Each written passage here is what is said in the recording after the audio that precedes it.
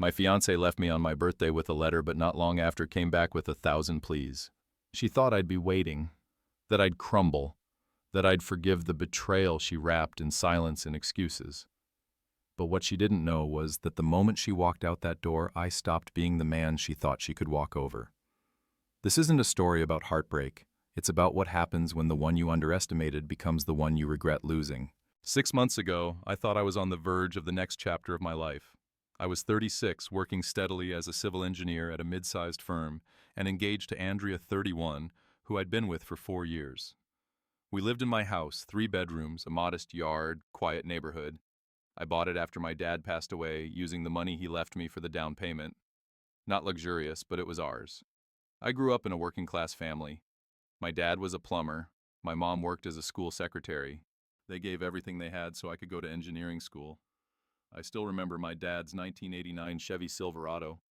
He maintained it himself and taught me how to change oil when I was 12. That stuck with me. I still drive my 2010 Tacoma. Bought it used 80,000 miles on it. Andrea always hated that truck. Said it made me look unprofessional when I met with clients. I never cared. I wasn't about to trade reliability for a shiny badge. We weren't rich, but between her job and pharmaceutical sales, she pulled in about $85K plus commission, and mine, we were doing fine. We had the wedding booked for next summer, put down about $4,000 in deposits. Her parents were covering most of it, but we chipped in what we could. Looking back, I can see the signs I ignored. Like when I got promoted last year. I took her out to celebrate, hoping she'd be proud. Instead, she spent the dinner grilling me would I get a company car, an expense account. When I said no, she just said, "Oh," and started scrolling through her phone. Or the time I brought home groceries and she blew up because I grabbed the store brand cereal instead of the organic one she liked. A 15-minute trip turned into an hour-long lecture about how I never listen and don't care about her health. Then came the shift. About 6 months ago, Andrea's client dinners ramped up. She'd come home late, sometimes reeking of cologne. She said it was from hugging clients goodbye. I started noticing receipts. Pricey restaurants I knew we couldn't afford on a regular basis. When I asked about them, she got defensive, claimed I was being controlling. At the same time, my buddy Joseph started acting off. He and I go way back, college roommates, weekly basketball games, inside jokes. He works IT at the hospital where Andrea has a lot of clients. One day he started canceling our meetups, avoiding eye contact when we did see each other. I should have known something was off. Then came my birthday. I'd taken the day off. Wanted to relax at home with Max, my one-eyed orange tabby I adopted 3 years ago. Andrea never liked him. Said she was allergic, but he was my shadow. Loyal, low-key, just happy to be near me. That morning while I was making coffee, Andrea handed me a wrapped box. "Don't open it until tonight," she said. Quick kiss on the cheek. "I've got a dinner meeting with the regional director. I'll be back by 10 and we'll celebrate." I nodded. "Sure. Another meeting. Got it." 8 p.m. rolled around. Max was curled up on my lap. I figured I might as well open the gift. Inside was a hoodie black with the logo of our favorite band. Nice enough. There was a small card tucked in the front pocket. I reached in and pulled out a folded piece of paper. Not a receipt. A note. "Victor, I can't do this anymore. I can't do this. The wedding, the house, the future we planned. It's not what I want. I found someone who makes me feel alive again. By the time you read this, I've already moved my essentials out. I'll come for the rest later. I'm sorry it had to end this way. 4 years, gone, on my birthday, in a hoodie pocket." I didn't move for what felt like hours. Just sat there with that note in my hand, Max purring quietly beside me. All the late nights, the guarded phone, the arguments over nothing. It made sense now. She'd been looking for a way out. 2 weeks before, she'd made a joke about my truck. Her colleague had just pulled up in a new BMW, and she turned to me and said, "Maybe one day we'll upgrade to something from this decade." Her tone was light, but her eyes weren't. I called her, straight to voicemail. Texted. Nothing. I walked to the bedroom. The closet door was open. Half her clothes were gone. So was her jewelry box. Max rubbed against my leg like he knew I needed the comfort. I sat down, cracked open a soda, and just stared at the walls. Then it hit me. Our cloud account. We had a shared backup for our phones, mostly for photos. She wasn't exactly tech-savvy, so she never noticed the autosync. I opened my laptop and logged in. There they were, dozens of photos. Andrea with some guy, tall, gym body, expensive suits. They were in restaurants in a cabin on a boat. Based on the timestamps, it had been going on for at least 4 months. In one photo tucked inside a folder labeled Weekend Getaway, they were standing in front of my truck. My truck. The one I let her use after her lease ended. Weekend bags by their feet. Big smiles. Like they were living their best lives. I dug deeper, found text backups. His name was Dorian, a doctor at the hospital. Of course. The texts were disgusting. Her telling him how bored she was with me, that she couldn't wait to start her real life with him, that she was working on leaving me without drama. My phone buzzed. "Joseph, dude, I need to talk. It's important." I called him right away. "What's up?" There was a long pause. "I've been seeing Andrea with someone at the hospital a lot. Didn't know how to tell you." "Dorian?" I asked. "Yeah. When did you first see them 3 months ago?" "In the cafeteria. They were close, but I wasn't sure." "Then last month, I saw them kissing in the parking garage." "I've been trying to figure out how to tell you." I felt anger rising. "Why didn't you say something sooner?" "She saw me. That day. Came to my office later and said if I told you she'd report me for harassment to HR, I could have lost my job. Man, I've got the twins. And Jen." He was apologetic. I could hear the guilt in his voice. "I was going to tell you. I just didn't know how." "It's not your fault," I said. She left me a note. "On my birthday." There was silence on the line. Then quietly he asked, "What are you going to do?" I stared at the folder of photos on my screen. "I don't know," I said, "but I'll figure something out." The next morning, I called my dad's old friend. He's an insurance agent now, and canceled the wedding insurance policy. When I explained why there was this heavy silence on the line, then he said I should probably call your Uncle Paul. He'll want to know. 2 hours later, Paul was on my front porch with a six-pack Dad's favorite beer when he was alive. He didn't say much, just handed me a bottle. "Had to do this for your cousin Tyler last year," he said. "Better a busted engagement than a busted marriage." We sat quietly for a while drinking. Eventually, he looked at me and said, "Your dad would have handled this the same way you are. Quiet dignity and a clear head."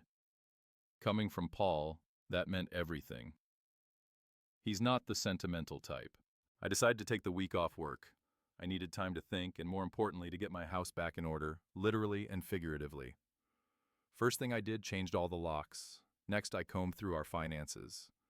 We had a joint account with about $12,000 in it, mostly from a recent bonus I'd received. I moved it all into my personal account.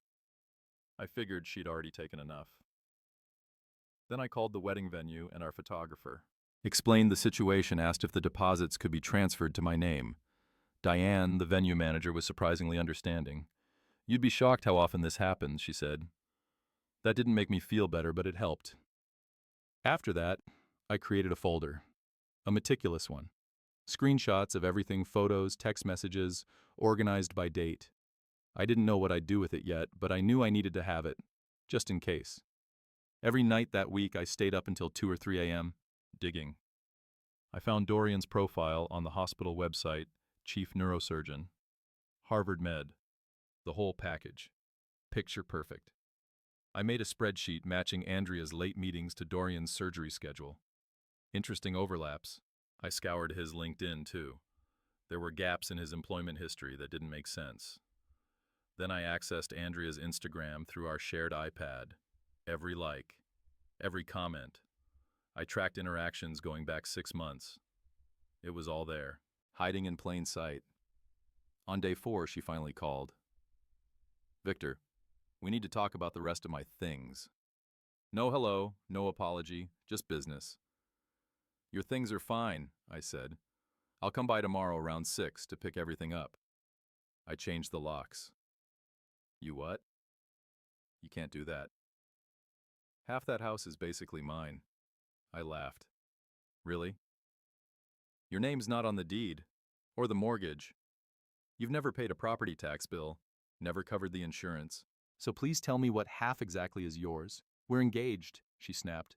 That makes it, we were engaged, I cut in, past tense.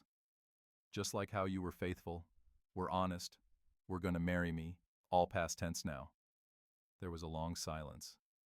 This is so typical of you, she finally said, being technical instead of reasonable. You left me a breakup note and a birthday gift and moved in with another man. Don't lecture me about being reasonable. Fine, be that way. My dad will be in touch. She hung up. Sure enough, the next day I got a call from her father, Thomas Whitfield, Esquire, corporate lawyer, full of righteous anger. He informed me that Andrea would be coming with a police escort to collect her belongings and that I should expect to hear from their attorneys regarding the house. I let him talk, then calmly said, Mr. Whitfield, before you go making threats, you might want to ask your daughter about the contents of the cloud account we shared. Specifically the Lakeside Inn folder from March and the weekend at your family cabin in April. I'm happy to share those files with Mrs. Whitfield if necessary. Long pause. Then I'll call you back. He never did. But Andrea texted me an hour later. You're an a-hole. What time can I get my stuff? We agreed on Saturday. She didn't bring Dorian's smart move on his part. Instead, her younger sister Clara showed up with her. Clara was the opposite of Andrea. Quiet, bookish, actually sincere. I'd spent the morning packing Andrea's things into cardboard boxes and trash bags. When they pulled up, I was sitting on the front step with Max in my lap, not even looking at them. Clara looked uncomfortable the whole time helping load boxes into Andrea's Range Rover, yet another gift from Daddy. When Andrea went back inside, Clara walked over. Sorry about all this, she mumbled. Not your fault, I said. She hesitated. For what it's worth, I think she's making a huge mistake. Dorian's got a reputation. This isn't the first relationship he's wrecked. That made me pause. Really? Oh yeah. Last year he left his fiancée for a nurse, dumped her 3 months later when he got bored. She looked toward the house and lowered her voice. Don't tell Andrea I said anything. She thinks this is some epic love story. Your secret's safe with me.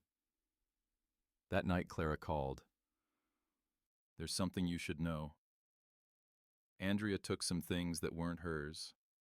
I saw her pack that signed baseball your dad gave you, and the watch from your grandfather. Are you sure positive? She said since you kept the ring she deserved something valuable too. I hadn't even thought about the engagement ring. 2-carat diamond. Cost me almost $15,000. Nearly wiped out my savings at the time. After we hung up, I sat in my dad's old recliner, the one Andrea always wanted to throw out, and started planning my next move. She'd taken family heirlooms. That was the final straw. This wasn't just about a breakup anymore. This was war. And I needed to know more about Dorian. Joseph was my way in, but I had to be careful. Andrea had already shown she'd weaponize HR if she felt threatened. We met at a diner across town far from the hospital. His full name is Dorian Chamberlain, Joseph said, sliding a coffee across the table. Neurosurgeon, early 40s, makes around $800K a year. Divorced, twice. Yeah, doubt Andrea knows, but she probably wouldn't care. What about his reputation? Joseph snorted. Drives a Maserati, wears custom suits, acts like a god. The hospital tolerates him because he's good at what he does.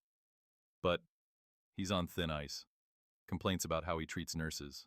Rumors about well stuff I can't really talk about. Prescription stuff, I asked. He leaned in. Let's just say, meds go missing on his shifts. Nothing proven. But people talk. I nodded. Anyone else I should talk to? Joseph hesitated. There's a nurse. Stephanie. She dated him. Works in the ER now. Transferred floors after the breakup. She might have stories. Finding Stephanie wasn't hard. A little digging, a couple hours of waiting at the coffee shop across from the hospital. I spotted her based on a profile picture. Mid-30s blonde, looked tired. I approached carefully. Stephanie. She glanced up, guarded. I'm not here to cause trouble, I said. He's with my ex now. That got her attention. Let me guess, she said. She's a sales rep. I nodded. She rolled her eyes. Figures. That's his type, women who look up to him. Makes them easier to control. I asked if we could talk. She hesitated, then said, 5 minutes. We found a corner table. She told me everything, how he'd chased her even though he was engaged, promised he'd leave his fiancée, finally did. But 3 months into the relationship, he turned cold, controlling, jealous, started accusing her of cheating. One night, she found pills in his locker, oxycodone. When she confronted him, he threatened her career. The guy's a narcissist, maybe an addict, but he's protected his father's on the hospital board, she said. And Andrea, she's just the latest in a long line. He'll love bomb her, then dump her when he gets bored, or she finds out something she shouldn't. She stood, slinging her bag over her shoulder. If I were you, I'd thank your lucky stars. Your ex did you a favor. But if you really want to hurt him, go after his reputation. That's what he cares about most. I nodded slowly.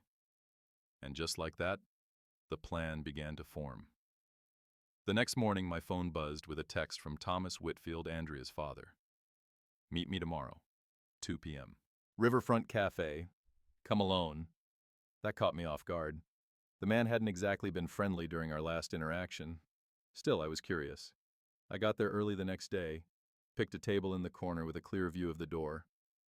Thomas arrived on the dot dressed like he was heading to a board meeting, sharp suit, perfect tie, even the cufflinks screamed money.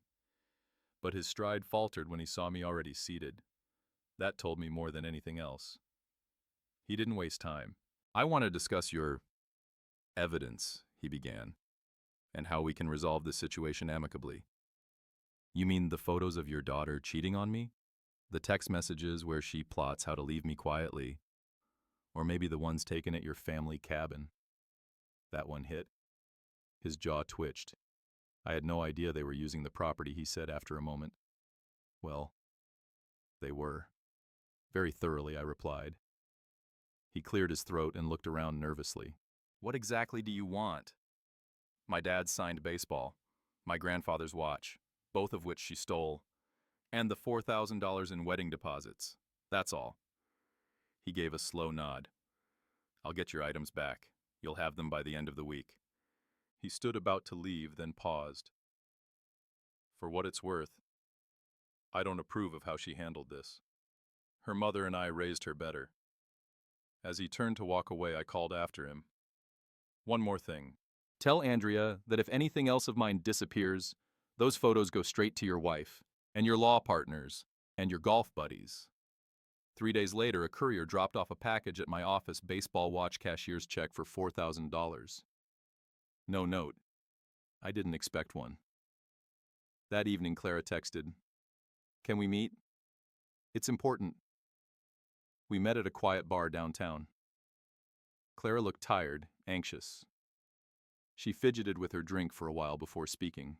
Andrea doesn't know I'm here, but you should know what's going on. I didn't say anything. She's miserable. Not really my problem anymore, I replied. I know. But Dorian's showing his true colors. He's jealous, controlling. He checks her phone questions, every male client. Last week, he crashed one of her dinners with a hospital rep.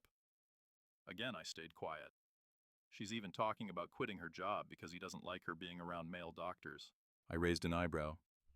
Sounds like a great guy. Clara sighed. She made a huge mistake, and she's too proud to admit it. She didn't leave you because she stopped loving you. She left because she was a coward. She knew if she had to break up in person, she might not go through with it. Why are you telling me this? Clara looked down, then back up. Because despite everything, I know you cared about her. Really cared. And because... She paused. I've always thought you deserved better. I nodded slowly. Thanks, Clara. I appreciate that. But I'm moving on. I'm good, actually. She smiled faintly, then changed the subject. We talked for a bit longer before heading out. On the way home, I couldn't help wondering, was she just worried about her sister? Or something else? Either way, I had allies. I didn't expect Joseph at the hospital. Stephanie with her inside info. Clara with her access to Andrea's new life. Even Thomas indirectly had incentive to keep this contained. And that's when the plan solidified. I reached out to Craig, a college buddy who now worked at the state medical board. We grabbed dinner. Casual. I told him I was concerned about a doctor I'd heard about through a friend. Someone possibly writing shady prescriptions or working impaired. I'm not asking you to do anything unethical, I said. Just wondering what the process is. He explained that the board takes anonymous complaints seriously, especially those involving controlled substances. If the details are specific and verifiable, it would trigger a formal review. Just make sure your information is solid, he warned. False reports can backfire. Next, I met with Stephanie again. We talked more openly this time. She admitted she'd once found oxycodone in Dorian's locker, no prescription on file. When she brought it up, he fed her some garbage excuse about an old injury, but she didn't buy it. Said he'd swing from wired and jittery to flat-out sedated in the same day. Classic signs of abuse. I asked if she'd file an official complaint. She shook her head. My job's on the line. But if someone were to report it, and the right people asked me questions, I wouldn't lie. Good enough. Meanwhile, Clara and I started spending more time together. Coffee breaks turned into lunch. She kept me updated on Andrea and Dorian's downward spiral. Then she told me something useful. They're throwing a huge housewarming party, she said. Andrea moved into his place. It's in that rich neighborhood near the lake. $1.2 million mansion. She wants to show it off. All the hospital bigwigs will be there. When next Saturday. My dad's going. Mom's skipping it. She's over this whole circus. The final piece fell into place when Joseph texted me. Dorian's got a big surgery scheduled the Monday after the party. VIP patient. Media will be all over it. Perfect. The night before the party, I filed an anonymous complaint with the state medical board. Detailed everything, specific dates when hospital medication logs didn't match usage, rumors from staff, his erratic behavior. Thanks to Joseph, I had times and dates. I even slipped in a few photos Stephanie helped identify, nothing too damning but enough to get attention. Then I called a friend who worked security at the hospital. Slipped him $200 to keep me in the loop if anything interesting happened. I didn't go to the party, obviously, but Clara sent photos. Andrea in a designer dress, fake smile plastered on her face. Dorian looking smug, glass of wine in hand. Her father schmoozing with hospital brass. Everything looked perfect, which made what came next even sweeter. Monday came. Dorian's big surgery went ahead as scheduled. High-profile patient, a senator's daughter. Cameras outside. Hospital PR in full spin mode. Everything seemed to go smoothly. But what didn't make the news? That same morning, a random drug test was ordered for all surgical staff. New policy, supposedly. Funny how it only applied to Dorian's team. My buddy in security texted the next morning. Dr. C called an emergency meeting with the admin team, stormed out looking pissed. By Wednesday, Joseph messaged again. Dorian hasn't been in all week. Word is he's suspended pending an internal investigation. I didn't celebrate. Not yet. Patience had gotten me this far. Then the following Tuesday, Clara called, voice shaking. Victor? Everything's falling apart. His license, it's been suspended. Something about drugs. Andrea's losing it. I kept my voice even. That's unfortunate. How's she handling it? She's in denial, keeps saying it's sabotage, that someone's out to get him. Clara paused. But now she knows about the other women. Not just 2 ex-fiancés, 3. 3 Victor. She didn't even know about the last one until yesterday. I whistled. Quite the revelation. It gets worse, she said. There's a hospital board meeting tomorrow. They're deciding whether to terminate his contract. His malpractice insurance is threatening to drop him, and if he loses that, he's finished. Exactly. And Andrea's not on any of his accounts, just the lease. She used her savings to help furnish the place. I almost felt bad for her. Almost. 2 days later it happened. Dorian was officially terminated. According to Joseph, the medical board investigation was now public. Dorian was spiraling, drinking, raging, blaming Andrea for everything. Clara told me he'd started yelling, calling her names. A few nights later, he shoved her against a wall. She finally sees it now, Clara said over coffee.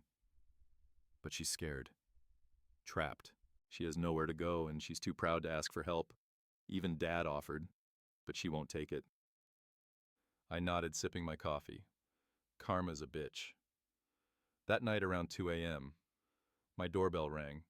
I checked the security camera. It was Dorian. He was swaying on my porch, clearly drunk, slurring something I couldn't make out. I didn't open the door, just recorded the whole thing and called the cops. 3 days later, my mailbox was smashed. The day after that, I noticed my truck's front tire was slowly deflating. I didn't react.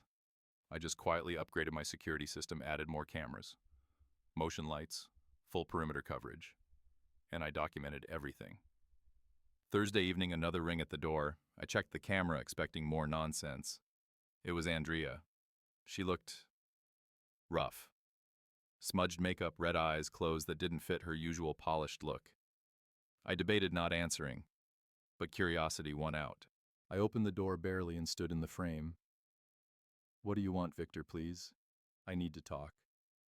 Just 5 minutes." I sighed, but didn't move from the doorway. "Say it from there." She swallowed. "You were right.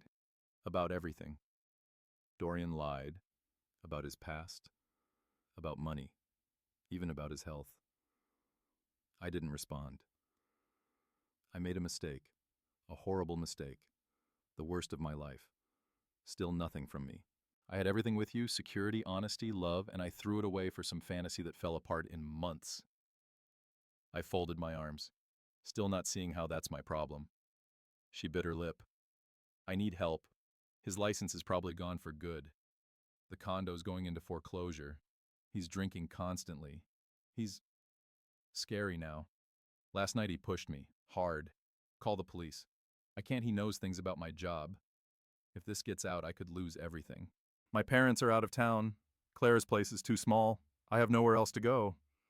Then unbelievably she said it. "Can I stay here just for a few days? Please." I actually laughed. "You're joking. I know I don't deserve it. But you're the only person who's ever really cared about me."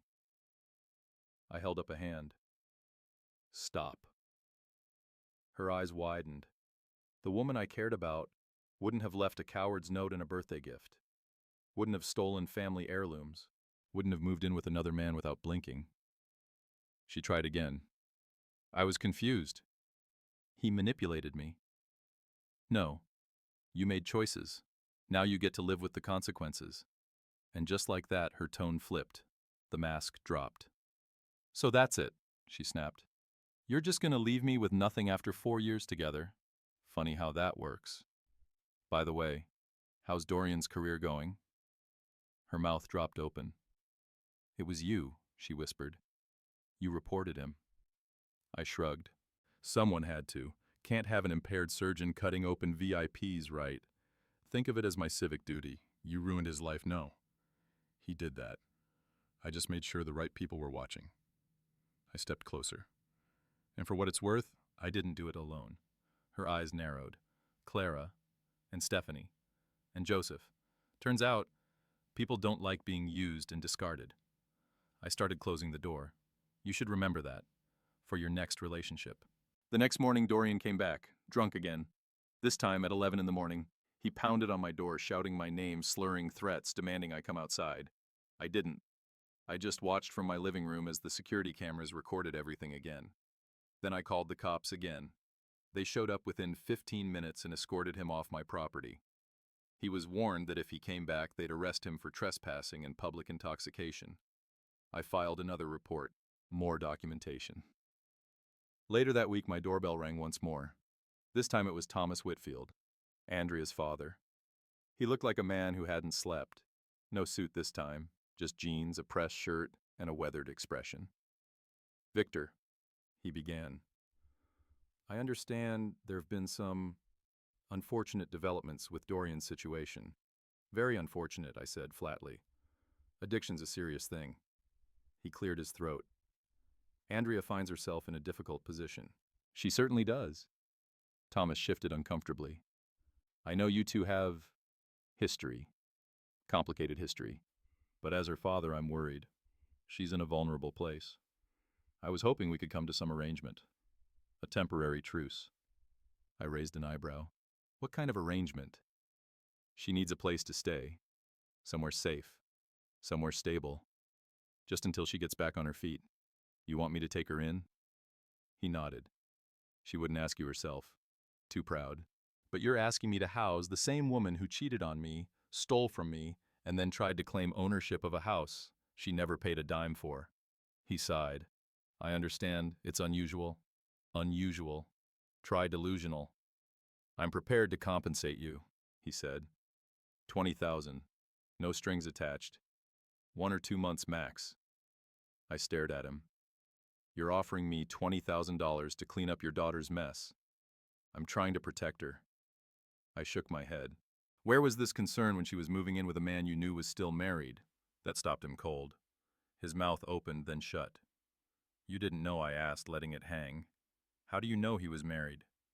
Did my homework, just like I looked into his prescription record and his disciplinary history. He was quiet for a long time. Finally, he said, "What do you want, Victor?" "Nothing," I said. "Not from you, not from her. I just want to be left alone to rebuild the life your daughter wrecked." As he turned to go, I added one more thing. Clara tried to warn her multiple times. "Maybe you should listen to your younger daughter. She's the only one in your family who seems to have a moral compass." That was the last time I saw Thomas in person. But it wasn't the end. Over the next few weeks, I got a flurry of messages from Andrea. Tearful voicemails, rambling texts, apologies that didn't sound like apologies. At first I ignored them. Then came the messages from Dorian, or at least the ones he sent when he was sober enough to type. They swung between threats and accusations. I forwarded everything to his attorney. Let them deal with it. Thomas reached out again too. This time the offer was $50,000. I declined. Again. Eventually the messages stopped. They must have finally realized I was done. Clara told me Andrea moved back in with her parents, tail between her legs. Dorian, facing multiple charges related to prescription fraud, reportedly left town. Word is he moved back to Ohio. The perfect couple had officially imploded. Andrea's Instagram, once filled with glamorous photos and loved-up captions, turned into a sad graveyard of vague, inspirational quotes. Healing, growth, starting over. The fire emojis and couple goals comments vanished. Her old friends at the hospital. They went quiet too. According to Clara, Andrea had been couch surfing with different friends until she wore out her welcome. Always arriving in crisis. Always leaving with drama in her wake. Eventually, even her best friends stopped answering her calls. Then came the blow to her career. The pharmaceutical company she worked for placed her on administrative leave. Dorian's name had surfaced too many times, and it was bad optics for a rep to be connected to someone under federal investigation for drug fraud. Even by association, she was toxic. For someone who built her identity around success and appearances, it was the ultimate collapse. As for me, I kept the house. Got that dog I always wanted, a rescue lab mix named Cooper. Max the cat didn't like him at first, but after a few weeks of icy glares, they learned to share the same sunbeam. I started playing basketball with Joseph again. Fixed up my Tacoma New Wheels sound system, cleaned it top to bottom, and I started seeing Clara more. It started slow. Just coffee here and there. Then lunch. Then one night we went to dinner, and it didn't feel weird. It felt right. She was nothing like her sister, and that's the highest compliment I can give. The engagement ring. Sold it. Got a decent price too. Put it toward a new roof and an upgraded kitchen sink Dad would have approved. No sense holding on to reminders of someone who never really valued me. Sometimes the best revenge isn't watching someone fall. It's letting them watch you rise without them. It's been 6 months since Andrea walked out and everything that came after. Cooper, my lab shepherd mix, is snoring by my feet as I type this. Max Ever the Sentry is perched on the arm of my dad's old recliner, the one Andrea always wanted me to get rid of. Not a chance. That recliner stayed. She didn't. Work's been great. I got promoted to project lead last month. Funny how the overtime I put in after the breakup actually paid off. I didn't even notice I was climbing, just kept showing up, focus dialed in. And Dorian. His license suspension became permanent. Turns out the investigation revealed he'd been writing prescriptions using other doctors' DEA numbers. Classic move.